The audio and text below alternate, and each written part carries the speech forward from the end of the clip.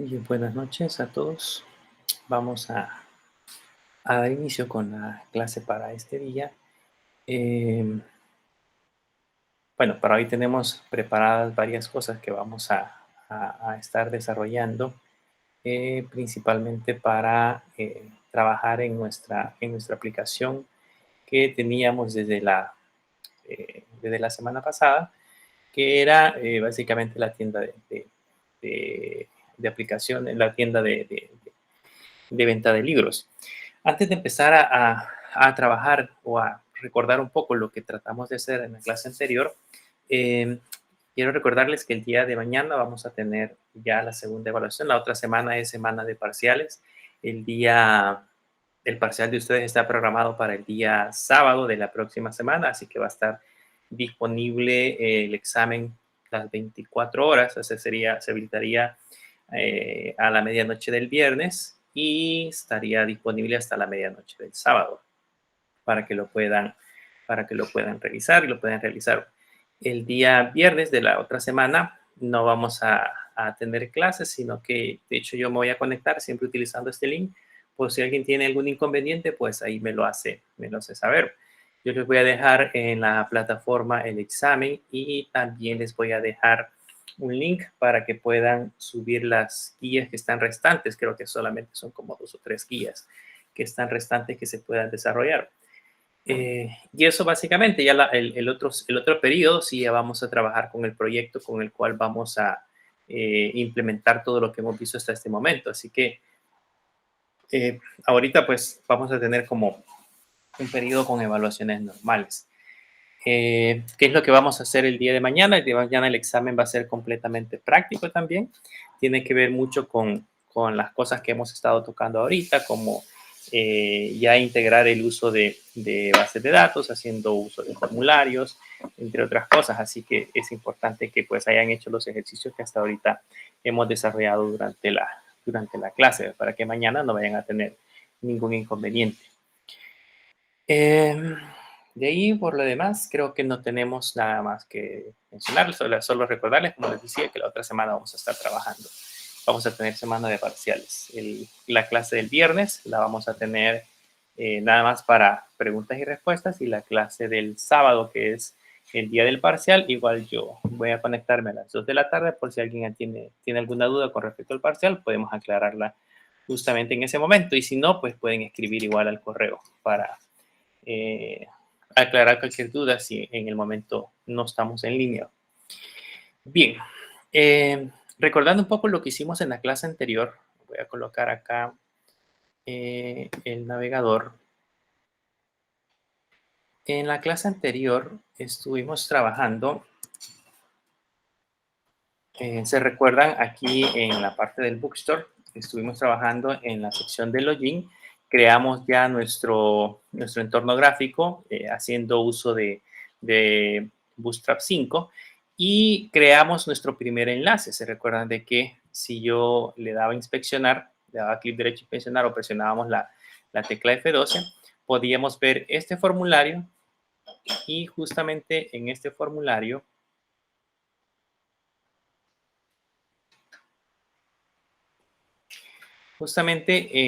en este formulario, si nosotros le dábamos iniciar sesión, yo les mencionaba que aquí en la consola podíamos ver cosas que podían suceder por el lado de JavaScript, y en la parte donde dice Network podemos ver las peticiones que se hacen directamente al servidor. Quiero decirles que aquí, antes de que sigamos viendo lo demás, se puede filtrar por varias opciones. Yo puedo, por ejemplo, darle clic en donde dice All, y si se dan cuenta, aquí al momento de darle All, aquí se puede apreciar todos los archivos que descarga justamente nuestra aplicación. En ese caso necesita el api.js y el login.js. Si yo le doy clic derecho ahí sobre el botón de actualizar, ahí justamente hay una opción que dice volver a cargar de manera forzada. Esto lo que hace es descargar los archivos de nuevo y no dejarlos en el caché. Muchas veces, bueno, los navegadores de hecho guardan caché. Entonces esto lo que hace es obligar a que se descarguen todos los archivos. Aquí está, por ejemplo, el login. Bueno, este es el login que acabamos de descargar, el Bootstrap, la API y todos los elementos que son necesarios para que funcione nuestra aplicación. Pero podemos filtrar solamente peticiones de tipo fetch. Las peticiones de tipo fetch son las que vimos en nuestra aplicación que usábamos a través de, ¿se recuerdan? Una función asíncrona donde utilizábamos una librería en un archivo que se llama API. Esta librería que tenemos acá, esta se llama Fetch. Es una librería que hace peticiones asíncronas al servidor. Cuando nos referimos a asíncronos, eso es importante entender. Las peticiones asíncronas son peticiones que se hacen al servidor y que quedan como en segundo plano y estas devuelven un resultado hasta que el servidor responde. El servidor puede responder con información válida o podría responder un estado de error. Cuando responde un estado de error es porque, por ejemplo, el servidor no está disponible, hubo algún error en el caso de PHP, todo eso sucede cuando nosotros hacemos las peticiones. Y esas peticiones se hacen de manera asíncrona porque normalmente nosotros cuando consultamos información en la nube, pueden suceder muchas situaciones. Puede hacer, por ejemplo, que el servidor tenga demasiadas peticiones y esté muy lento. Puede hacer que se encuentre en una distancia muy lejana. Puede hacer que mi internet, en mi caso como cliente, también sea lento. Puede hacer que, digamos, la petición que hicimos realice un proceso muy complicado probablemente y se tarde mucho en responder. Puedan suceder muchas cosas. Puede hacer que en un momento dado responda en un segundo, puede hacer que en otro responda en 3 segundos, en 4 segundos. O sea, puede variar el tiempo de respuesta que podríamos generar. Por eso se utilizan peticiones fetch como peticiones asíncronas. Y estas peticiones fetch, la ventaja que tienen es de que cuando nosotros las lanzamos, no tenemos que actualizar todo nuestro sitio web. O sea, aquí yo no necesito, al darle iniciar sesión, no se actualiza toda la página, sino que justamente se actualiza el espacio de acá. Lo que sucede cuando ustedes están trabajando en Facebook. Si alguien ha empezado a curiosear Facebook, si le dan clic derecho a inspeccionar, van a notar que justamente en la sección de Network se están haciendo una serie de peticiones asíncronas. Y esa serie de peticiones asíncronas normalmente están actualizando parte de esa aplicación, como por ejemplo la lista de usuarios en línea. Se han dado cuenta que para que aparezca que alguien se encuentre en línea, no se actualiza toda la página, sino que de repente cambia el estado del usuario. Si me cae una notificación, no se actualiza toda la página, sino que de repente aparece un iconito donde aparece la cantidad de notificaciones pendientes que tenemos. Así que esas son ejemplos clásicos de peticiones asíncronas que se hacen directamente al lado del servidor y se hacen a través de esta librería que se llama Fetch. Solo que Facebook tiene su propia librería de JavaScript, se llama React. Es el framework que utiliza de JavaScript para poder desarrollar todo lo que ustedes ven ahí. Pero entendiendo cómo funciona por detrás esas peticiones, o sea, esto que estamos viendo aquí en pantalla, nos va a ayudar a entender más adelante cómo funcionaría en este caso esas peticiones de tipo fetch. Por eso yo les he colocado acá no necesariamente un framework, quiero que practiquemos directamente con JavaScript y ya después ustedes, si se toman un curso de Udemy, de Google, de YouTube, perdón, o en otra plataforma, si se toman un curso de React, se les va a hacer muy sencillo entender el framework porque pues ya tienen la base de JavaScript puro.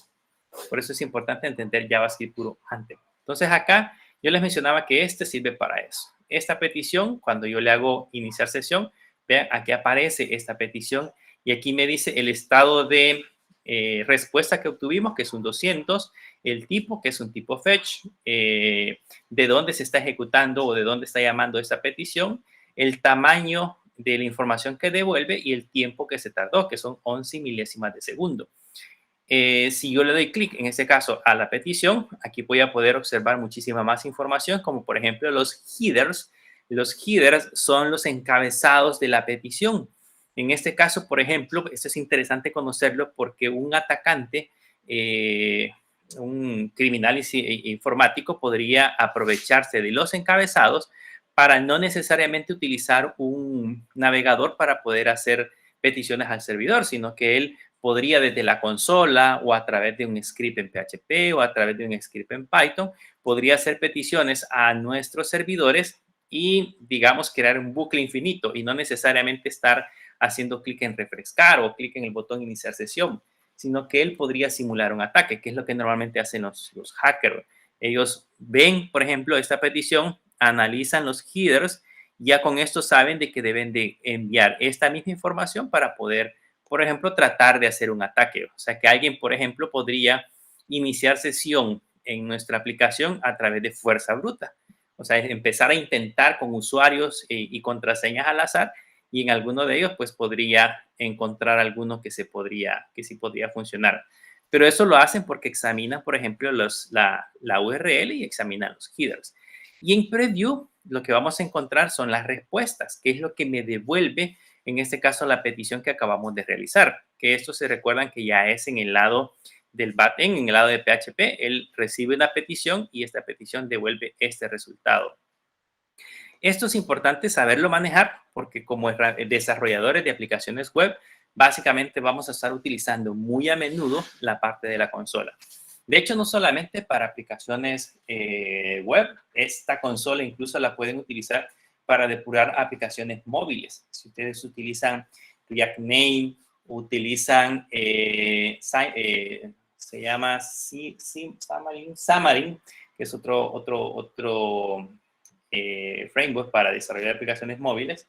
Está también Flutter. Si ustedes utilizan cualquiera de esos, podrían depurar sus aplicaciones móviles haciendo uso incluso de la consola de un navegador. Así que es una herramienta muy, muy útil en el caso de que ustedes quieran trabajar en esa rama. Por lo tanto, hay que estarla revisando. Yo esperaría que ustedes durante la semana pues hayan dado una checadita a todo esto, cómo funciona. Pero bien, esta petición que está acá, se recuerda que es una petición a la API. Si yo le doy clic derecho, puedo abrir esto en una nueva pestaña. Y justamente eso es lo que envía esta petición, Bookstore Login Validar. Y eso me devuelve en este caso esta información. Esa información encerrada entre llaves, así como lo vimos cuando trabajábamos en MongoDB, ¿se acuerdan? Ese es un objeto JSON, es un objeto que contiene valores que se le conocen como valores de tipo llave-valor. La llave en este caso es, por ejemplo, la palabra success y el valor es true. La llave message y el valor usuario. Es un objeto similar a los, digamos, es una información similar a los objetos que se manejan en JavaScript. Entonces, por eso se le conocen como objetos JSON. Ahí les dejé una documentación en la plataforma para que pudieran informarse mucho mejor de qué se trata. Bien, eso es con respecto a la parte de lo que hicimos la semana pasada. Este login, cuando se recuerdan que aquí programamos los elementos de manera dinámica a través de JavaScript, yo puedo obtener el formulario, al formulario le programamos un evento submit.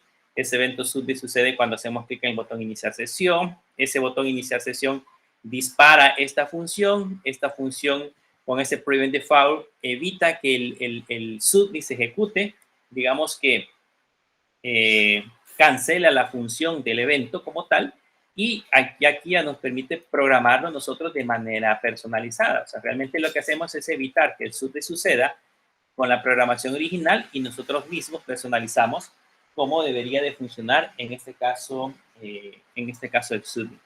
Acá lo que hicimos fue crear un objeto de la clase que se llama API. La clase API es la que tenemos en esta parte de acá. Creamos un objeto de la clase API, creamos una variable, esta es una constante del formulario HTML que tenemos definido en esta parte de arriba. Ese formulario tiene los cuadros de texto que estamos invocando y luego a través de la API que diseñamos acá, mandamos a ejecutar el método POST, que es justamente esto. Le enviamos la data y la URL, que es justamente la que tenemos acá, lo voy a validar, y eso ya hace una petición al servidor. Si el servidor devuelve una respuesta correcta, se ejecuta este DEM, y si el servidor devuelve un error, ejecuta este catch. O sea, puede suceder el DEM o puede suceder el catch. Esto depende del resultado de la API, por eso son peticiones asíncronas. Cuando esta devuelve un valor, puede ejecutar esto o puede ejecutar esto que tenemos acá.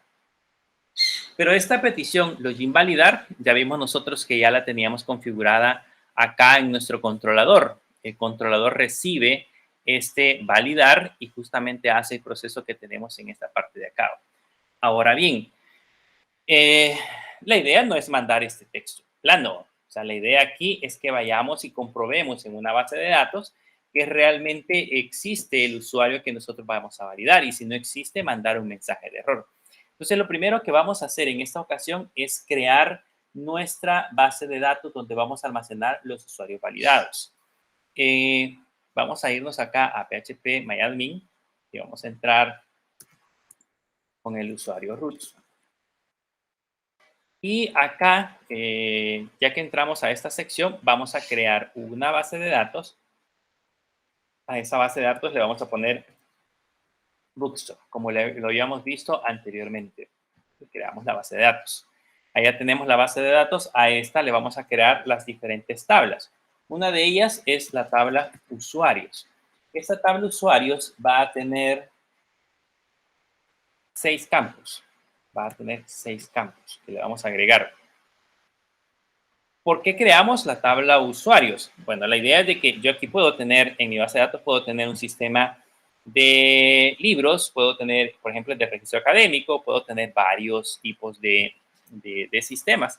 Y dentro de cada base de datos, yo voy a definir, por ejemplo, los roles de los usuarios a mi sistema, que son usuarios diferentes de lo que maneja MySQL.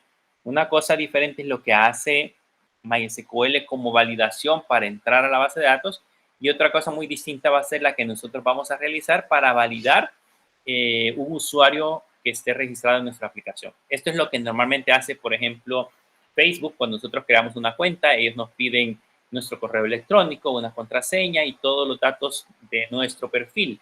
Entonces, digamos que aquí en esta tabla de usuarios, nosotros vamos a guardar los datos de perfil de nuestra aplicación.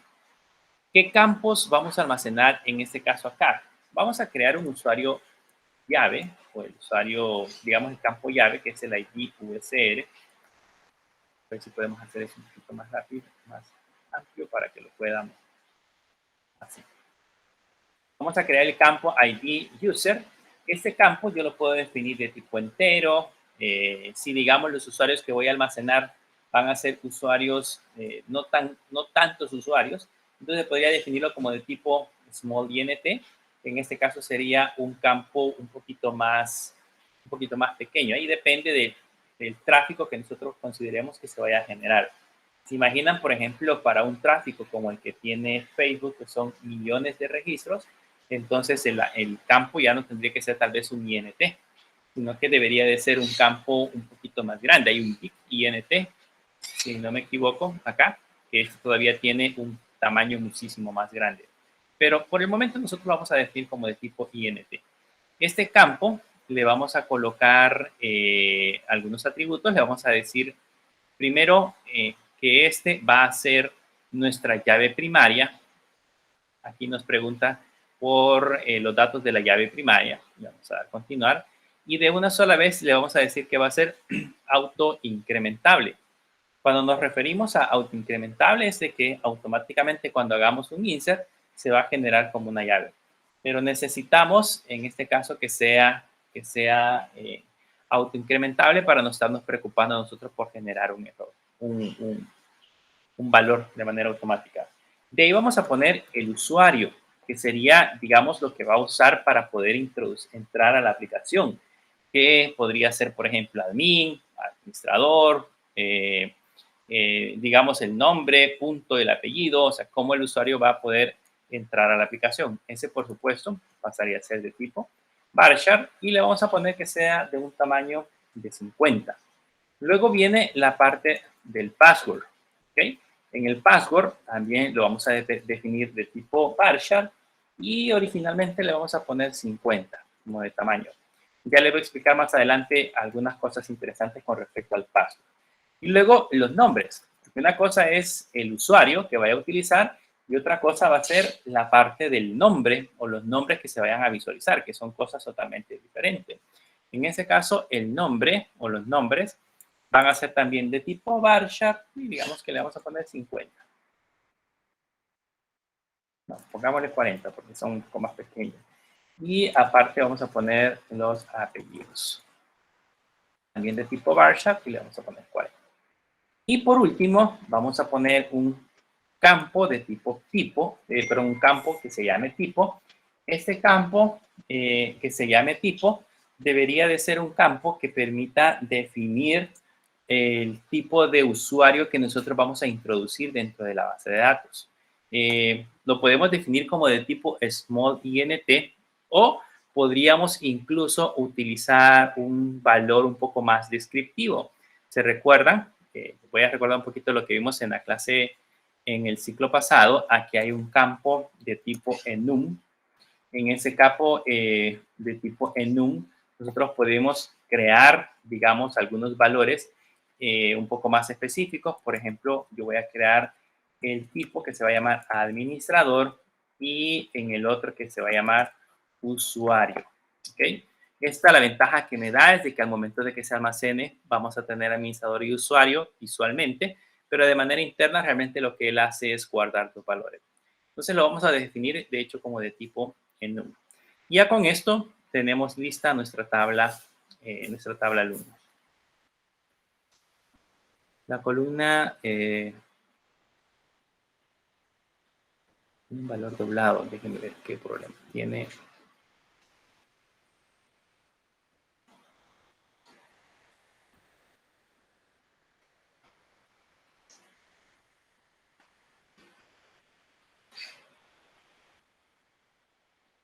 Vamos a quitar estas columnas para ver si no nos da problema. Y le vamos a dar guardar. Si eso era. Entonces aquí ya tenemos nuestras tablas. Vean, tenemos el usuario, el password, nombres, apellidos y el tipo. ¿Okay? Aquí es donde vamos a almacenar, en este caso, nuestra información.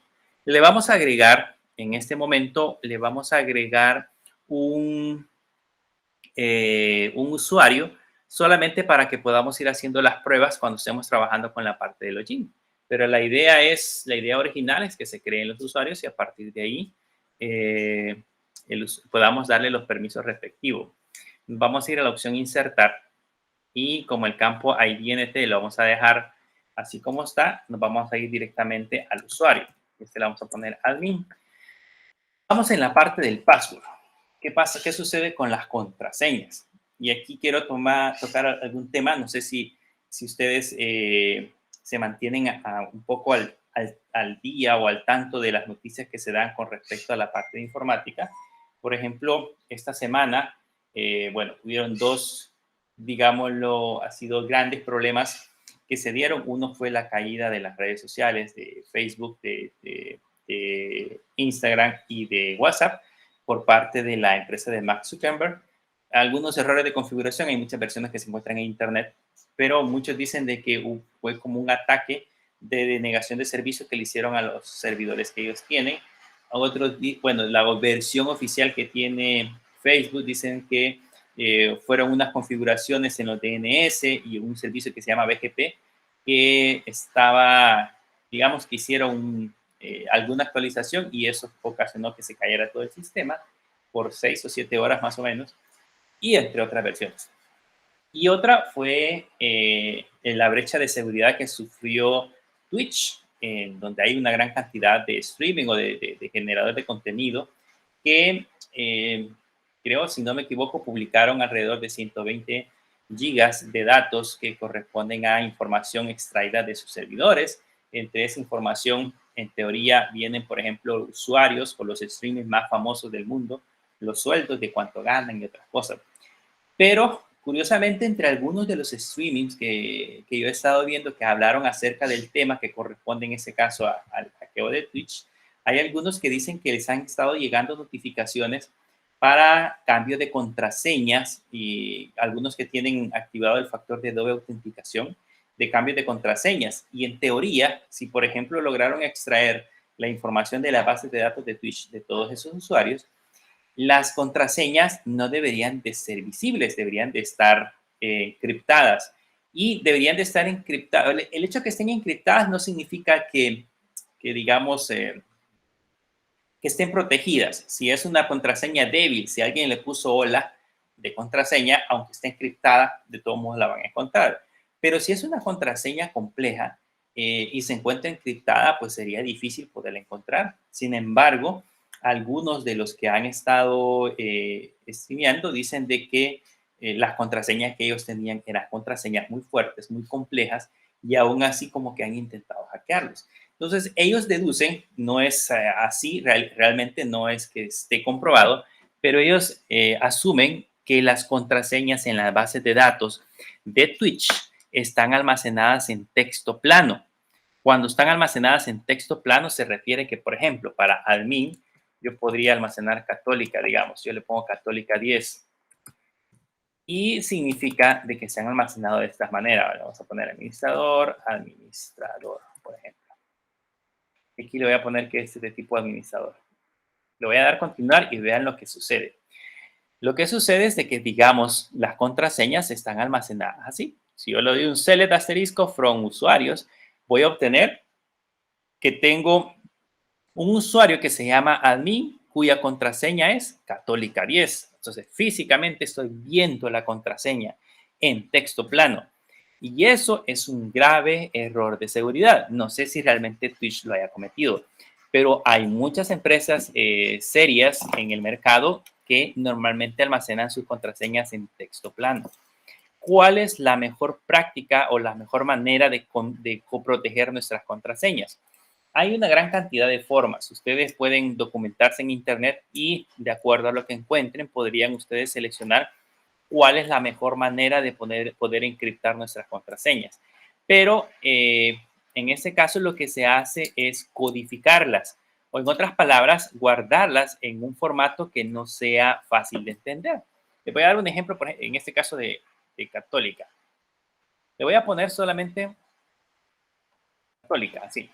Pero acá, por ejemplo, en el caso de MySQL, si le dan clic a esta opción, van a encontrar una serie de funciones para poder encriptar. Todas estas que ustedes ven acá, ASDeCrypt, ASEncrypt, Bin, Shard, Compress, Encrypt, X, INT, Lower, MD5, Password, All Password, etcétera, etcétera. Todas esas que ustedes ven acá son, algunas de ellas son funciones para encriptar. Por ejemplo, voy a agarrar una de las más comunes, MD5. Si yo le doy MD5, lo que estoy haciendo es encriptando la palabra católica. Y vamos a ver ahora cómo se almacena nuestra contraseña. Si se dan cuenta, dice admin, aquí está almacenada la palabra hola, pero se ha generado, a esto se le conoce como un hash, que es un código, en teoría, de encriptación, encriptado bajo un algoritmo que se llama MD5, que no tiene algoritmo de desencriptación. O sea, yo puedo encriptarlo, pero conociendo o viendo este hash, no hay manera de desencriptarlo, a menos que sea por fuerza bruta. Pero lo que sucede es que, por ejemplo, el MD5 es uno de los algoritmos de encriptación más comunes. Si ustedes ponen MD5, por ejemplo, decrypt en Google y escriben, bueno, voy a entrar a esta opción, a la primera que aparece ahí. Vean que si yo encontré mi contraseña, bueno, tuve acceso a la base de datos y encontré este hash, esto se llama hash, quiero que lo recuerden, encontré este hash, lo copio y lo pego en, vamos a ver dónde nos da el mensaje, acá, y lo pego y le doy decrypt. Lo que hace de manera interna no es que corra un algoritmo para desencriptar, que no es que haga eso, sino que lo que hace es que esta palabra, vean, católica, ya estoy encontrando la contraseña, y el hash es lo que hace es que internamente tienen un diccionario. En ese diccionario está el hash, y está la palabra católica. ¿A qué nos referimos con hash? Voy a quitar esto porque esto se nos hace muy lento. ¿A qué nos referimos con ese hash? Significa de que, por ejemplo, voy a hacer aquí en la consulta, si yo escribo select, digamos, MD5 y escribo entre comillas hola y ejecuto esta consulta, esta siempre me va a dar el mismo hash. Este es el hash que nos genera acá. De hecho, podemos editarla y en lugar de MD5 le voy a poner católica. Significa que cada vez que ejecute esta consulta, voy a obtener exactamente el mismo hash. Vean, esto que está abajo es el hash. Vuelvo a ejecutar de nuevo la consulta y vuelvo a obtener el mismo hash. Entonces, lo que hacen estos sitios es que ellos tienen un enorme diccionario de contraseñas como católica, Juan, Pedro, hola, 123, las contraseñas más comunes que ustedes pueden encontrar. Y cuando encuentran un hash, comparan ese diccionario con ese hash. Cuando encuentran una coincidencia, saben que la contraseña corresponde al valor asociado con ese hash. Y así es como lo pueden decodificar. Por eso es que muchos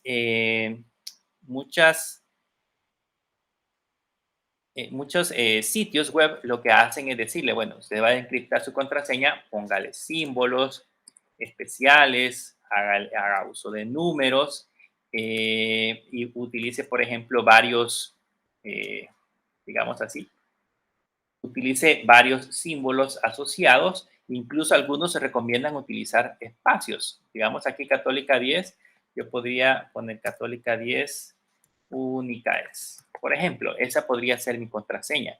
Cuando yo genere este hash en MD5 me va a dar este valor. Probablemente ese valor, probablemente si yo copio y me vengo siempre acá al MD5, Decrypt, que es el sitio que acabamos de visitar que sirve para desencriptar, si yo escribo ese valor en esta parte de acá, ¿ok? Y le doy decrypt, probablemente no lo vaya a encontrar, probablemente, depende mucho de el sitio digamos, la contraseña. De hecho, no lo encuentra, no hay un resultado en nuestra base de datos. Ahora, consideren que estos sitios también utilizarlos de esa manera podría ocasionarlos algunos inconvenientes, porque ese hash que tenemos acá probablemente lo podría guardar.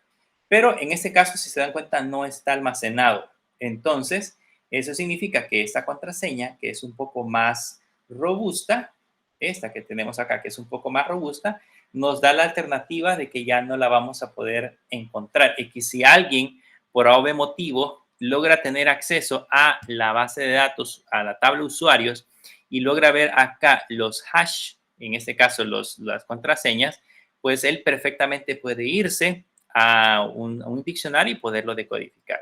Así que, consejo, sus contraseñas, primero, no debería de ser la misma para cualquiera o para todos los servicios que ustedes utilicen, ya sea correos, cuentas de bancos, redes sociales. Para cada cosa debería de ser una contraseña diferente y la contraseña debería de ser, en este caso, una contraseña muy robusta.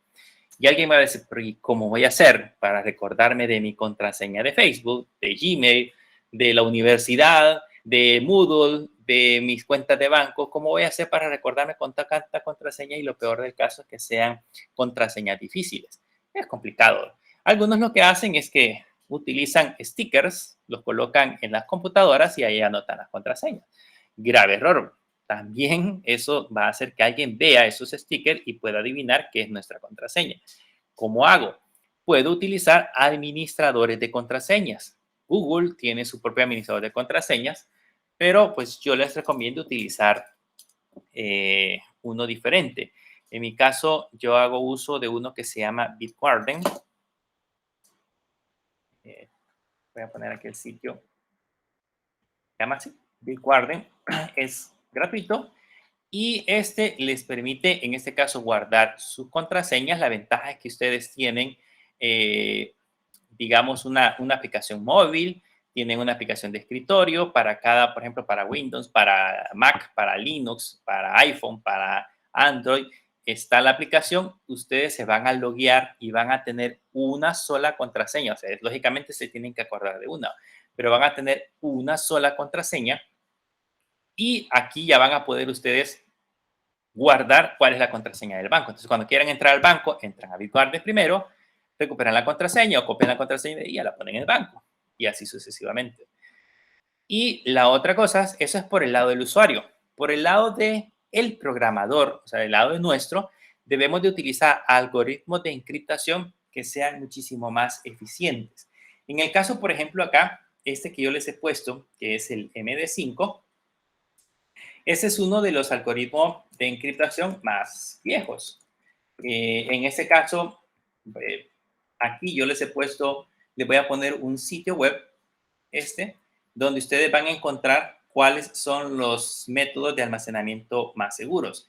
Por ejemplo, acá el MD5, este ya es viejo, Este SHA-1 también es uno de los que se ha utilizado mucho. Es un string de 40 valores hexadecimales. También ya es un poco viejo, significa de que deberíamos de actualizarnos. Password es uno de los que utiliza MySQL para poderlos encriptar, pero aún así también ya es un poco viejo. Hay uno que se llama Encrypt, que también se puede utilizar para poder encriptar, en este caso, nuestros passwords. Hay otro que se llama Encode, uno que se llama AES, DES, y así sucesivamente hay varios que podemos utilizar. De hecho, quiero mostrarles, quiero ver si aquí estaba. Este, por ejemplo, que es un Descript y un Encrypt. Estos tienen la característica, o estas funciones tienen la característica de que ustedes pueden poner, por ejemplo, un password y pueden poner una palabra secreta, que es como una frase secreta, es como una autenticación, si lo queremos ver así a nivel de código, como de doble factor, porque la palabra, digamos, el password se decodifica a partir de una palabra secreta, un secret word. Entonces, yo podría tener una frase que diga, por ejemplo, las contraseñas o los passwords de la Universidad Católica de El Salvador. Y para que alguien pueda desencriptar mi contraseña, debe de conocer la palabra secreta. Entonces, es una manera también de poderlo desencriptar. Pero ahí, como les digo, depende mucho. Ustedes pueden decidir cuál es la mejor manera. Yo voy a usar por el momento un método simple para que podamos ver nada más el ejemplo. Voy a usar, por ejemplo, un SHA-1. Hay un método que se llama SHA-2. De hecho, en MySQL, la versión 8 ya utiliza un SHA-2, que es un algoritmo mucho más robusto. Pero en este caso yo voy a usar un SHA-1. Lo voy a encriptar. Y van a notar que lo que tiene este es que digamos, el password es un poquito más grande. Llega hasta esta parte de acá. Entonces me genera una contraseña un poquito, o un hash un poquito más difícil de desencriptar. Entonces eso debemos de tomarlo en cuenta cuando ya nosotros estemos trabajando con nuestras respectivas aplicaciones. No sé si alguien tiene dudas hasta ahorita.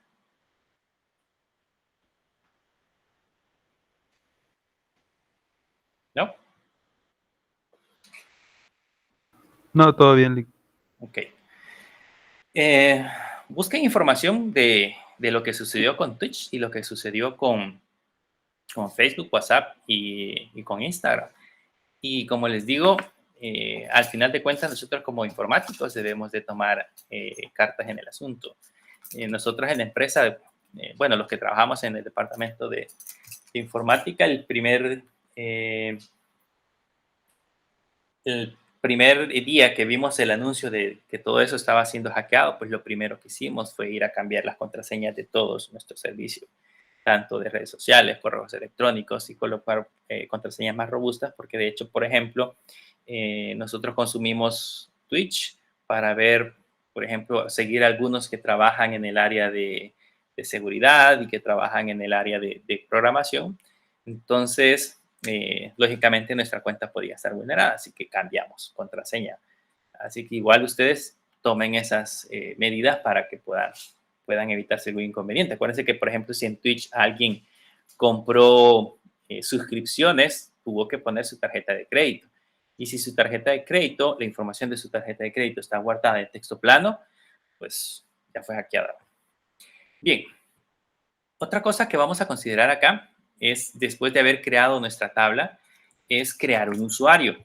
En el caso de los usuarios, necesitamos crear un usuario para poder tener acceso a nuestra base de datos. Se recuerdan que el único usuario que tenemos ahorita es el usuario root, pero nosotros no podemos quedarnos solamente con el usuario root. Debemos de crear un usuario que tenga nada más acceso a la base de datos con la cual vamos a trabajar. De hecho, deberíamos de tener uno que tenga acceso específico solamente a lo que nosotros necesitamos para evitar inconvenientes sobre ataques sobre nuestros servicios. Más adelante vamos a tratar de hacer un ejemplo de cómo pueden vulnerar nuestra información a través de un ataque que se le conoce como inyección SQL. Les voy a dar aquí algunos ejemplos para que vean y tomen cartas en el asunto para poder proteger sus aplicaciones. Pero por el momento, creemos primero el usuario. Voy a crear un usuario. ¿Se acuerdan? Les voy a recordar un poco lo que vimos en el ciclo pasado. Vamos a crear un usuario que se va a llamar, en este caso, user católica, digamos. Y luego, después de eso, le tenemos que poner desde dónde se va a conectar. Lógicamente, las conexiones por el momento van a ser a nivel local y luego le debemos de especificar la contraseña, identity field by, y ponerle la contraseña. Yo le voy a poner acá católica 10, por ejemplo. Vamos a ver qué sucede si le ponemos católica 10. Vean que si le ponemos católica 10, en el caso al momento de colocarle, dice que su password no satisface las políticas de seguridad o las políticas de seguridad que establecimos al principio. Entonces, significa de que primero es muy pequeña. Vamos a agregarle a católica 10. Veamos si le agregamos, por ejemplo, una arroba. Vamos a ver si funciona así. Tiene letras mayúsculas, minúsculas, números y un símbolo. Vamos a ver si así satisface. Sí o no. Entonces, el usuario se llama católica10 arroba. Ya tenemos creado el usuario. Ahora debemos de especificar de este usuario a qué es lo que va a tener, acceso. Para especificar a qué es lo que va a tener acceso nuestro usuario, así como lo vimos en el ciclo pasado, lo que vamos a hacer es utilizar el comando gram all. Bueno, gram, aquí le podemos poner un select, ¿se recuerdan? O un insert, un update y un delete. Significa de que, por ejemplo, este usuario solamente podría hacer select, insert, update y delete sobre nuestra aplicación. No podría crear tablas, no podría borrar tablas, no podría crear índices, o sea, no podría hacer ninguno de esos procesos que podrían ocasionar algún inconveniente en nuestra aplicación. Pero ese proceso de crear, digamos, de hacer nada más esa parte, podría probablemente ocasionarnos inconvenientes. Así que nosotros por el momento le vamos a poner all.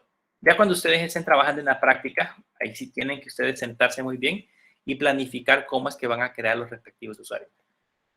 Yo le voy a poner un grand all y le voy a poner on, y en este caso a la base de datos que va a tener acceso, que en nuestro caso es a la base de datos Bookstore. Y le puedo colocar punto asterisco. ¿Se recuerdan que es el ciclo pasado que si yo le ponía acá Bookstore y le ponía, perdón, si le ponía home asterisco punto asterisco, pues básicamente le estaba dando acceso a todas las bases de datos. Pero yo nada más quiero que tenga acceso a Bookstore punto asterisco. Eso es para comenzar. Y luego le debo de decir al usuario al que le estamos dando permisos, que en este caso al usuario le pusimos user católica. Y desde dónde se va a autenticar, que en este caso sería desde el localhost. Con esto ya le estaríamos dando permisos al usuario user católica. Allá está listo. Y lo único que nos faltaría, nada más, es ponerle un flush. Esto lo aprendimos en el ciclo pasado, así que nada más es para recordárselos. Para comprobar si realmente funciona, podemos cerrar sesión, esta parte de acá, y entrar como user católica. Le pusimos católica 10 arroba. Le damos continuar. Y vean, ya entré justamente acá. Entró a Bookstore, entró a usuarios y justamente tengo todos los usuarios. Listo. O sea que ya pudimos crear el usuario que vamos a utilizar para poder establecer la conexión desde MySQL. Ya no vamos a usar root, sino que vamos a usar en este caso Bookstore. Con esto ya nos podemos venir ahora a nuestra aplicación y empezar a crear todo ese proceso. Voy a quitar por el momento estos que tenemos acá y el cross controller y vamos a trabajar en esta parte. Como aquí mandamos a llamar validar, entonces desde aquí debería de realizar la consulta para verificar si el usuario existe. Pero se recuerdan que lo que nosotros hicimos acá fue separar nuestra aplicación. Las vistas son el HTML. El controlador es el que hace, el que responde en este caso a las peticiones de parte del usuario, y el modelo es el que hace en este caso los procesos para tener acceso directo a la base de datos. Entonces, en el modelo, acá en el modelo, nosotros vamos a crear un nuevo archivo. A este nuevo archivo yo le voy a poner como nombre db.class.php. ¿Okay? Y en este archivo vamos a empezar a crear código. En este código PHP ya nosotros aprendimos en clases anteriores cuál es la clase que utilizamos para establecer una condición. ¿Se acuerdan que era que poníamos un new MySQL y ahí colocábamos los parámetros? Pero en el ejemplo que hicimos en las clases anteriores, cada vez que hacíamos un insert, un select, un update o un delete, teníamos que crear una conexión y teníamos que poner usuario, password y contraseña. Pues eso es muy complicado cuando hacemos sistemas muchísimo más grandes.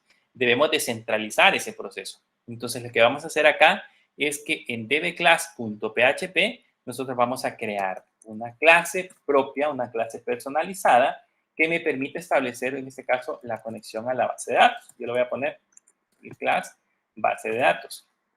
Esta va a ser nuestra clase madre, la clase principal con la cual nosotros vamos a poder conectarnos. Aquí vamos a empezar a crear una serie de métodos que nos van a permitir, en este caso, ejecutar nuestra aplicación. Bien, ya que tenemos acá nuestra base de datos, vamos a crear nuestras respectivas propiedades de tipo protegidas. ¿Se recuerdan? Protected. Estas propiedades protegidas nos van a servir para que las clases que heredemos a partir de bases de datos permita hacer ese proceso. Entonces aquí en Protected le vamos a poner $conexión. Esa va a ser una propiedad que nos va a determinar o nos va a guardar, en este caso, la conexión a la base de datos. Y vamos a crear otra que se llama Protected, que se va a llamar isConnected. isConnected, que originalmente va a tener el valor de falso. Esta propiedad isConnected lo que va a hacer es determinar si nosotros tenemos una conexión abierta o no. Esto con el fin de que podamos, en este caso, conectarnos a la base de datos. Y luego acá vamos a poner un public function y vamos a crear un método que se va a llamar conectar. Este método es el que se va a conectar directamente hacia la base de datos. Vamos a separar esto un poquito para que sea más ordenado. Aquí le vamos a poner propiedades heredadas, digamos. Y aquí le vamos a poner métodos. Y vamos a definir en este caso los respectivos métodos. Y el primer método sería conectarse a la base de datos. Este es el método que vamos a crear en este momento. ¿Qué es lo que tenemos que hacer? Como tenemos esta variable conexión o esta propiedad de conexión, en esa propiedad de conexión es donde vamos a guardarlo. Nosotros en las clases anteriores lo hacíamos de esta manera. Le poníamos con, por ejemplo, igual a new MySQL y desde ahí nos empezábamos a conectar MySQL y ahí establecíamos la conexión. Pero en este caso vamos a utilizar esa propiedad. Entonces le vamos a poner this bueno, flecha, le vamos a llamar así, y le vamos a poner conexión, signo de dólar, igual, y acá sí ya ponemos new MySQL y paréntesis, y este necesita varios parámetros. El primero es el servidor, nuestro servidor es localhost. Si nos vamos a conectar a un servidor externo, entonces aquí debería de ir el servidor externo. Por ejemplo, imagínense que la IP es la 217, por decirles algo, 217.20.25.10, que es un servidor externo. Entonces aquí yo voy a poner la IP pública a la que yo me voy a conectar, donde está instalado MySQL. En nuestro caso, como tanto la aplicación web como tanto PHP como MySQL están instalados en el mismo servidor, entonces debo de colocarle localhost. Luego debe de ir el usuario, que le pusimos user católica. Luego debe de ir la contraseña. La contraseña le pusimos católica 10, arroba. Y luego la base de datos a la cual vamos a accesar, que en este caso sería Bootstrap. ¿Okay? Eso es lo que necesitamos establecer. En este caso, si por ejemplo, por A o B motivo, nosotros trasladamos nuestro sistema y lo montamos en otro lugar, o sea, lo montamos en un servidor diferente, pues lo único que tenemos que hacer es venir a abrir este archivo dbclass.php, dirigirnos a esta sección, cambiar, si en el caso modificamos el usuario, cambiar el usuario, la contraseña, y si probablemente cambiamos el nombre de la base de datos, cambiamos el nombre de la base de datos y listo, ya toda nuestra aplicación va a empezar a funcionar. Pero si lo hacíamos como el método anterior, donde guardábamos por cada archivo, creo que aquí tenemos los archivos. Se recuerdan que en la clase, no sé si en la clase 8, acá, por ejemplo, en esta, cada vez que nosotros hacíamos un actualizar, un editar, eliminar o guardar, siempre teníamos que hacer una conexión. Y si, por ejemplo, yo tenía que cambiar alguno de los datos, por ejemplo, la contraseña, tenés que irme archivo por archivo para modificarlo. Sin embargo, con este método no. Aquí en la clase esta principal van a estar guardadas las credenciales y esas credenciales vamos a usar para toda nuestra aplicación. Ahora, esto que tenemos acá podría generar un error. Podría ser, por ejemplo, que Católica 10, que digamos la contraseña sea incorrecta, que el usuario sea incorrecto, que el servidor sea incorrecto, que la base de datos sea incorrecta. Podría suceder cualquier cosa. Podría suceder que el servidor no exista, que esté caído, etc. Entonces, tengo que validar ese proceso. Y aquí le voy a poner si, en este caso, nuestra conexión, conexión, si esta, que es el objeto que tenemos que se creó aquí, ahí se creó un objeto, ese tiene una propiedad que se llama connect-rrno, esa almacena el número de error. Si no almacena nada, entonces tiene falso o tiene 0, digamos. Si esto llegara a suceder, entonces acá nosotros lo que vamos a hacer es poner un eco, y lo voy a poner así entre comillas, y le voy a mandar en ese caso un error. Voy a decir error de conexión, 2 puntos, y le voy a decir cuál es el error que se generó. Este es con el objetivo de ser más descriptivo, porque si no, no va a funcionar. ¿Cuál es el error? El error está almacenado en this-conexión y el error se llama connect-error. Así. Aquí almacena, en ERR número, almacena el número de error y aquí almacena el mensaje, que es un mensaje ya más descriptivo. Es un mensaje más fácil de entender. Y como la conexión falló, entonces a esta propiedad que se llama isConnected, yo le voy a asignar el valor de falso, porque definitivamente la conexión falló. Ahora, en caso contrario, significa que nuestra conexión fue correcta, entonces le voy a poner al isConnected igual true. Significa que la conexión resultó exitosa. Y con esto devolvemos un return is-connected. ¿Qué va a hacer entonces la función que tenemos acá, que se llama conectar? Esta función lo único que va a hacer es verificarnos si realmente se está estableciendo una conexión a nuestra base de datos. O sea, si realmente estamos creando o estamos haciendo el proceso para la verificación. Ahora bien, eso es en el caso de la sección que dice conectar, ¿okay? Que va a ejecutar justamente esa aplicación. Pero ahora tenemos que nosotros crear los respectivos modelos o métodos que hagan las consultas. Esta es la que se va a ejecutar. Entonces, siempre en esta clase, en esta carpeta que se llama Models, yo voy a crear la primera clase con la cual yo voy a lanzar las consultas. Se lo voy a crear. Le voy a poner New File y aquí le voy a poner usuarios.php. Y en este usuarios.php, que es justamente el que vamos a crear en este momento, aquí yo voy a colocar un siempre código PHP. Aquí voy a poner un include once y acá le vamos a decir que de app en models voy a mandar a llamar a dbclass.php, que es la clase que acabamos de crear justamente en este momento. ¿Y qué vamos a hacer? Voy a crear mi primera clase que se va a llamar usuarios. Esta clase se va a extender o se va a heredar de base de datos, que es la que ya creamos. O sea, esta base de datos, esta es la principal. Aquí está definido el método inicial para conectarme. De ahí cualquier proceso que yo vaya a hacer de mi base de datos lo voy a heredar justamente de esta parte. Entonces, significa de que, por ejemplo, este método se hereda y se heredan estas propiedades. Bien, como ya está puesto acá en usuarios, lo que voy a hacer primero es crear el método constructor. ¿Okay? Y ese método constructor lo que va a hacer es, vamos a poner un public function y acá creamos el construct, así como le hemos hecho en las clases anteriores. Y en ese construct lo que va a hacer es poner un parent, conectar.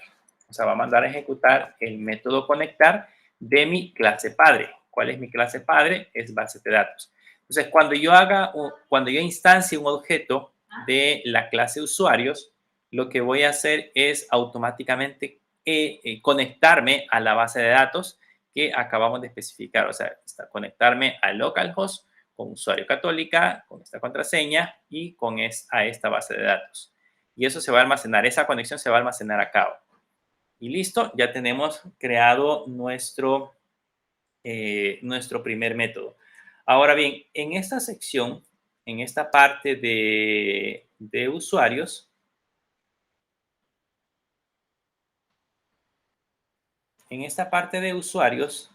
nosotros podríamos ya empezar a hacer los métodos para, por ejemplo, obtener todos los usuarios, obtener todos los, además de los usuarios, digamos, obtener, guardar usuarios, eliminar usuarios, etc.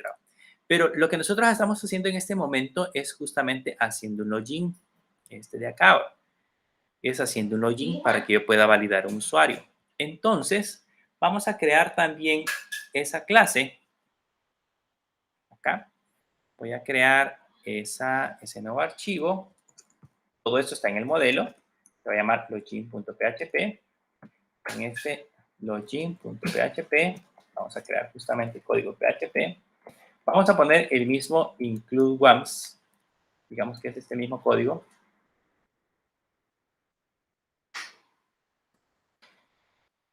Solo que en este caso esta clase se va a llamar login. ¿Okay? Y vamos a crear siempre el método constructor que se va a permitir conectar. Pero acá nosotros vamos a crear un método, un public function, que le vamos a poner validar login. O sea, aquí vamos a hacer el proceso de verificar si el usuario y el password existen. Y para eso requerimos dos parámetros. Necesito el user y necesito el password. ¿Okay? Ya que tenemos el usuario y el password, ahora yo aquí ya puedo lanzar, en este caso puedo lanzar mi consulta. Pero ¿cómo vamos a hacer para validar un usuario? Vamos a ir a phpMyAdmin para ver cómo vamos a hacer para validar un usuario. Aquí tenemos, en este caso, en phpMyAdmin, tenemos este usuario que se llama admin y cuyo password que hemos colocado acá, este password, se encuentra en ese momento encriptado. Entonces, ¿cómo voy a hacer para validarlo? Si, digamos, el usuario me envió la contraseña 123, ¿cómo yo voy a saber que ese 123 corresponde a este hash? O sea, este código que tenemos acá. Pues tendríamos que lanzar una consulta. Voy a hacer el ejemplo aquí. Voy a poner seller asterisco where. En ese caso, usuario igual a mí y password.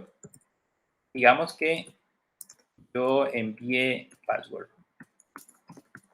Igual, si yo le pongo en ese momento católica y es arroba, esto no me va a devolver ningún registro. Lo ejecuto, vean, no me devuelve ningún registro, me lo devuelve vacío.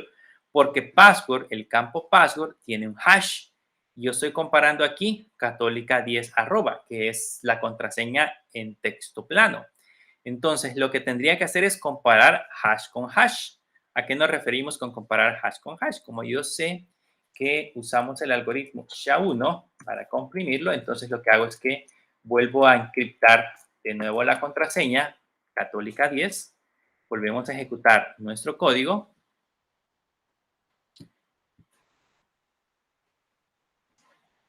y ¿no era admin? Sí. Password igual SHA-1 católica 10. no, perdón, el password creo que solo le pusimos católica. No me equivoco. Sí, solo le pusimos católica. Entonces, ya con esto, si esto es correcto, entonces significa que me está devolviendo justamente un valor en esta sección de acá. Entonces, esta misma consulta que acabamos de lanzar en esta línea es la que yo voy a lanzar desde mi código PHP acá. ¿Qué es lo que voy a hacer? Lanzar justamente esa consulta y lo voy a guardar en un result. Para lanzar esto, yo podría hacer este proceso. Le podría poner this-conexión. ¿Se acuerdan que conexión es la que almacena, en este caso, la conexión que acabamos de ejecutar? Y como lo vimos en la clase anterior, yo puedo, por ejemplo, lanzar aquí un query. Y dentro de ese query poner, en este caso, la consulta, tal como la tenemos acá. Como estas tildes que no me sirven. Y acá, en lugar de ponerle admin, voy a usar comillas simples, yo podría utilizar en ese caso la variable, que en ese caso sería $user. Y en lugar de utilizar password, así como lo tenemos aquí, voy a usar comillas simples. Y aquí podría utilizar $pass, que son las variables que van a venir en esta sección. Entonces, cuando ya ejecutamos este proceso, justamente en esta sección, se van a dar cuenta que acá, dependiendo del usuario y password que yo envíe, en este caso, aquí me debería de devolver justamente un registro. Me debería devolver el registro que nosotros vayamos a ejecutar. Ahora, aquí en este proceso podría suceder lo que normalmente se le conoce como inyección SQL. Yo se lo voy a dejar así para que más adelante podamos realmente ver que esto se puede manipularlo. Pero por el momento, pues lo vamos a dejar de esa manera. Yo después les voy a dar algunos ejemplos de cómo podríamos manipularlo. Bien, ya que tenemos acá el usuario y el password, esto nos va a devolver un registro. Yo puedo poner aquí un if y ponerle, por ejemplo, record. ¿Se acuerdan de que allá en los ejemplos que hicimos usábamos de este result, usábamos un objeto que se llama fetch? Entonces, si yo le pongo result, fetch-a sock, esto lo que hace es justamente devolver el registro que haya generado esta consulta, devolverlo como un vector. Entonces, lo que voy a hacer es retornar ese registro. ¿Okay? Pero en caso contrario, si eso no devuelve un registro, o sea que digamos que no devuelve ninguna opción, voy a devolver falso. Hasta ahí estamos bien. Aquí estoy validando, en este caso, el usuario. Y el usuario yo le estoy enviando justamente, en este caso, el usuario y el password. Y con ese usuario y password, yo voy a ejecutar la consulta. Aquí le vamos a poner, ejecutamos la consulta, tal como lo hicimos en las clases anteriores, haciendo un query. Y en esta parte de abajo, validamos si devuelve un registro. ¿Ok? Si devuelve un registro es porque el usuario y el password coinciden. ¿Ok? Coinciden con lo que nosotros estamos enviando. Entonces aquí me va a devolver un registro. Y si no, me va a devolver falso. O sea, esto podría devolver falso indicando de que el usuario no es válido. Vean que esto yo lo he puesto justamente solo en el modelo. Es este de acá. Está en el modelo. O sea, el modelo es el que se encarga de ir a la base de datos y realizar, en este caso, los procesos necesarios. Pero quien se encarga de ejecutar la acción es, en este caso, el controlador. Y ese ya lo tenemos aquí. En el caso del login, el login controller. Desde el login controller es que nosotros estamos haciendo ese proceso de validación. Entonces, lo que vamos a hacer para que funcione acá, para ya no devolver ese objeto, es lo siguiente. Primero, le voy a agregar aquí una propiedad para obtener el modelo.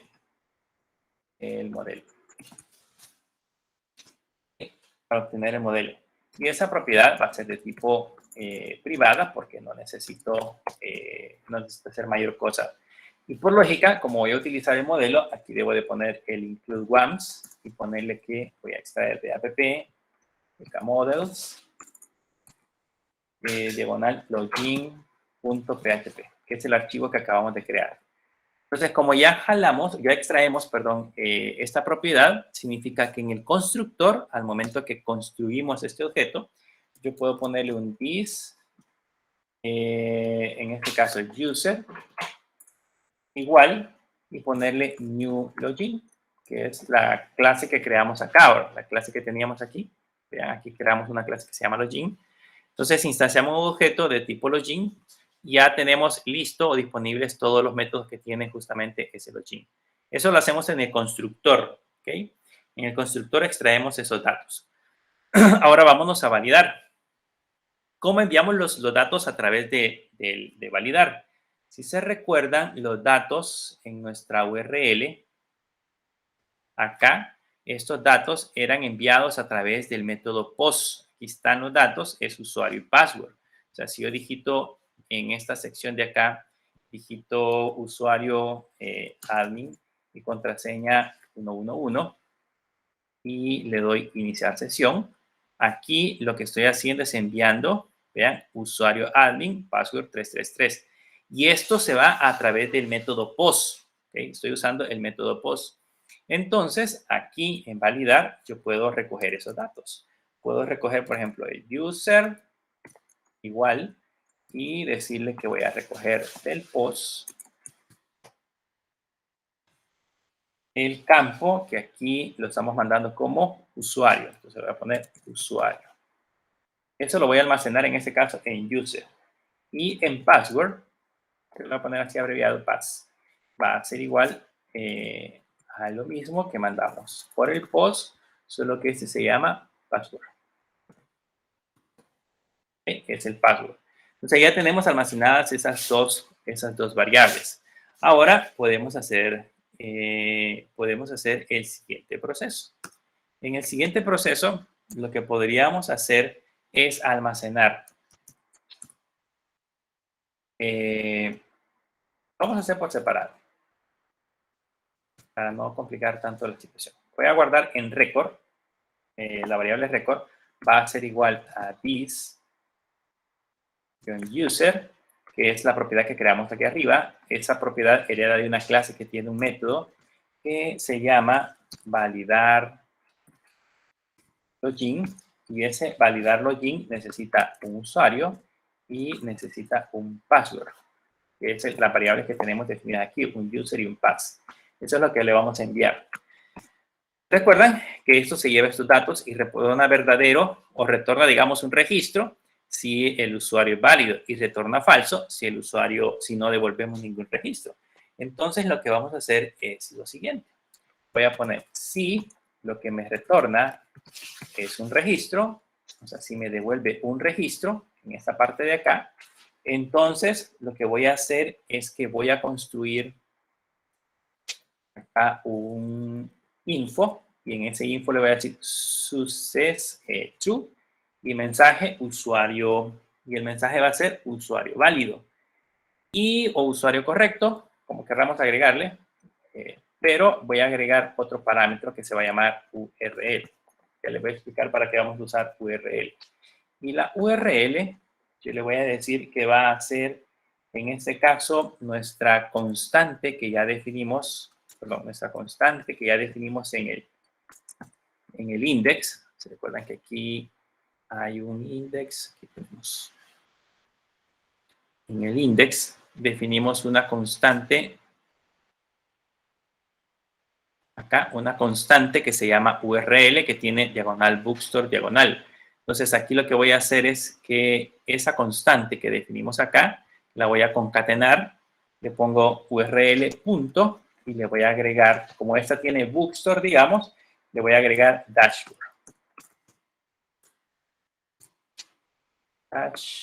Dashboard. Así, le vamos a poner dashboard.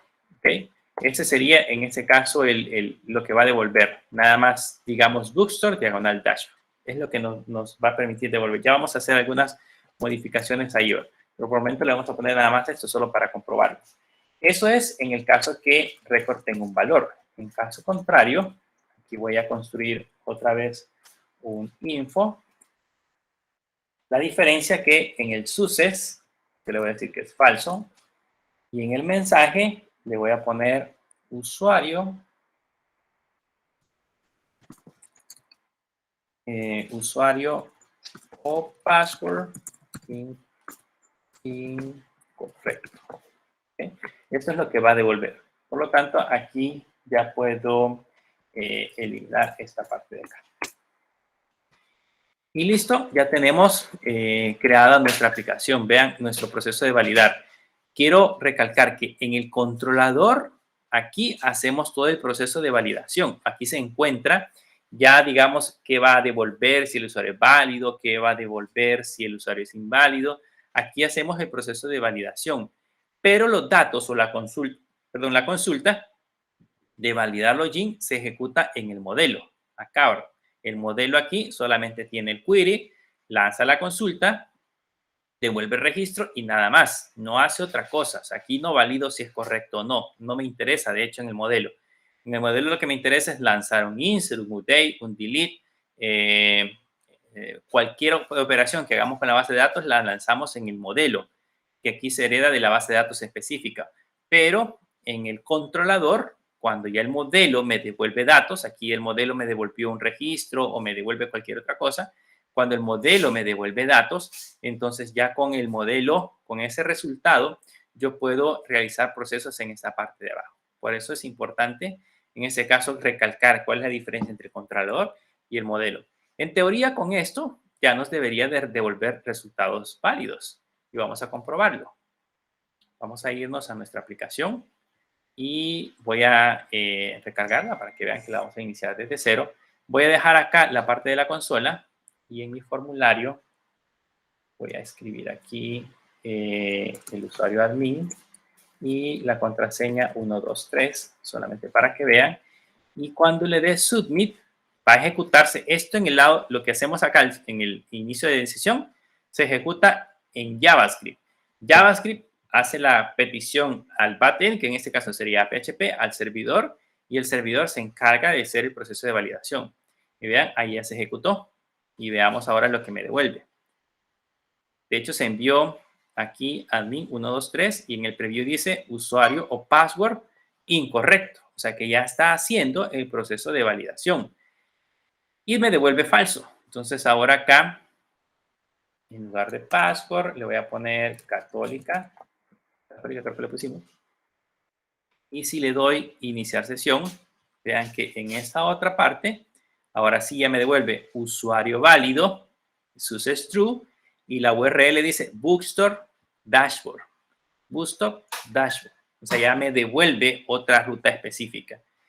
Eso ya lo hace en esta parte de acá. Entonces, ¿qué podemos hacer ahora ya en el lado de JavaScript? Esto es lo que me está devolviendo mi servidor. Voy a volver a borrar.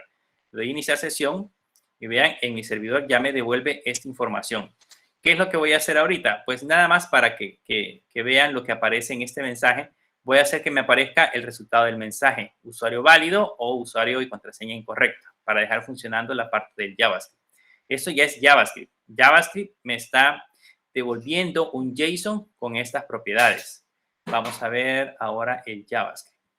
El JavaScript lo teníamos en public HTML, en custom y en login. Veamos qué tenemos en login. Esta es la que devuelve login. Es justamente esta parte de acá. ¿Se recuerdan? Yo le puse datos recibidos. Si vemos en la consola, aquí dice datos recibidos y aquí dice usuario o password incorrecto, usuario válido.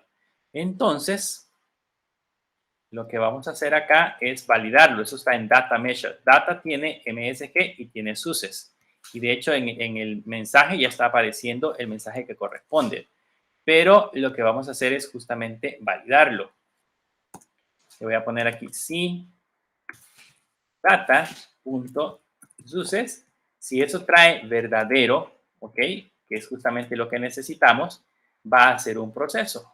Voy a quitar por el momento el console. Va a hacer un proceso. Ese proceso va a ser, digamos, mostrarnos el mensaje o redireccionarnos en este caso. Yo le voy a poner aquí nada más un mensaje. Le voy a poner un MSG perdón, un alert. Y ese alert va a ser el data.msg. ¿Okay? Eso es lo que necesito que me muestre. En caso contrario, lo que vamos a hacer es que si el usuario es inválido, acá va a hacer el proceso de mostrar el mensaje que necesitamos en la clase que ya definimos que estaba de colorcito rojo, que se llama mensaje. Y en este alert, para quitar ese mensajito rojo cuando sea correcto, le voy a poner aquí esta propiedad y en lugar de ponerle remove, le voy a poner add. Para que esto agregue la clase de -no y eso lo desaparezca y con esta lo vuelve a aparecer. Vamos a ver si logramos hacer el efecto solamente en el login, ahora que ya podemos validar que la respuesta es correcta. Porque success, si se recuerdan, acá en Network, success trae true o trae false, dependiendo de si el usuario es correcto o no. Veamos ahora que ya guardamos si esto realmente funciona. Voy a borrar esta parte. Vamos a probar en este caso con admin. 1, 2, 3. Y le damos iniciar sesión. Y vean que aquí me dice usuario y password incorrecto. Y es justamente lo que está mostrando ahorita, usuario y password incorrecto. Le voy a escribir católica nada más. Y ahora usuario válido. Creo que no lo actualizamos. Cuando le suceda esto, esto sucede porque el archivo JS se encuentra en el caché. Entonces se van a inspeccionar y le van a hacer clic derecho en el botoncito este y le van a dar volver a cargar de manera forzada. Los archivos JS, los CSS y varios archivos que tiene el sitio web, por lo general se almacenan en el caché del navegador. Entonces, cuando yo a veces hago un cambio en mi servidor, no se refleja en el navegador. El tips es activar la consola, venirse a esta parte de acá, darle clic derecho y decirle que cargue de manera forzada. Y ahora vuelve a cargar el sitio. Volvemos a probar. Le voy a poner admin 1, 2, 3. Voy a dar iniciar sesión. Me dice usuario o password incorrecto. Ahora le voy a poner católica 10. Iniciar sesión. Debería haber mostrado el creo que tenemos algún error. Vamos a ver.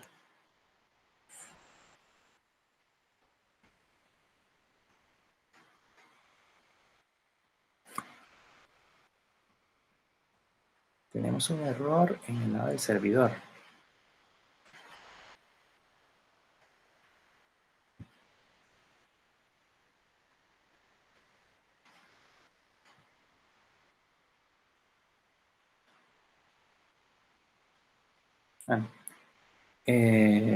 Veamos cómo hemos escrito success.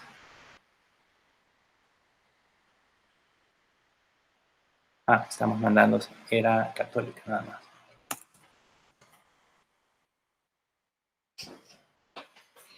Vean, ahora sí ya me aparece el mensaje. Voy a borrar esto. Vamos a probar de nuevo que había puesto mal el usuario. Voy a poner, voy a actualizar. Ponemos admin 1, 2, 3. Le damos iniciar sesión y dice password, usuario password incorrecto. Ok, le pongo católica, iniciar sesión y vean, usuario válido, me aparece arriba y desaparece el mensajito. Entonces ya está funcionando, digamos, como nosotros queremos. Ahora, lógicamente no va a hacer esto, sino que cuando le dé usuario válido, me debería de redireccionar hacia otra página, pero no la hemos creado todavía. Ya está funcionando, digamos, este proceso de acá, el proceso de iniciar sesión. Yo le doy clic y me da usuario válido. Si le pongo una contraseña incorrecta, me aparece usuario o password incorrecto. ¿Qué ventaja tenemos de usar Ajax? Vean que si lo hiciéramos como formulario, se borraría todo esto. Y el usuario tendría que volver a digitar admin. Sin embargo, acá, como se equivoca en la contraseña, pues solamente borra, vuelve a iniciar sesión e interactúa de manera más fácil con la aplicación. Por eso es mejor utilizar en este caso Ajax para poder interactuar con nuestra aplicación. No sé si hay preguntas o dudas hasta el momento. ¿Dudas? ¿Consultas?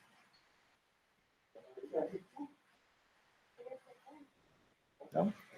No, yo solo con respecto al laboratorio de mañana, ¿hasta qué clase vendría evaluado? Tiene que ver con las bases de datos. Te voy a dejar un ejercicio de bases de datos, pero no necesariamente tienen que hacerlo así. Eso les voy a aclarar. No necesariamente tienen que hacerlo creando la clase como la hemos visto acá. O sea, esto es nada más para esta aplicación.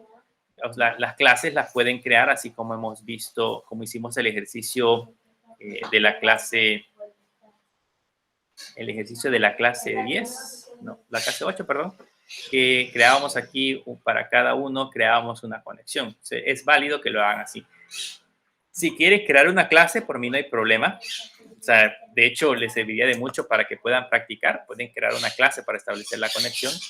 Pero si no, pues con solo que hagan las conexiones, lógicamente tienen que ver cómo hicimos para usar el framework de Bootstrap para que los formularios ya no se vean feitos como los hacíamos antes. Les voy a evaluar el framework de Bootstrap, la parte de llamar. No vamos a evaluar esto de JavaScript tampoco. O sea, no quiero que hagan código haciendo uso de la API de Fetch, sino que simulado como lo hicimos en la clase anterior. O sea, así como lo hicimos en la primera clase, si ya hicieron estos ejercicios, entonces básicamente de eso se va a tratar el examen. Lo que sí me gustaría que vayan practicando es esto ya por aparte. O sea, ya la otra semana que vamos a tener el parcial, ahí sí probablemente les pongo un ejercicio que ya usen esto, utilicen Fetch, utilicen aplicaciones Ajax y siempre a la base de datos.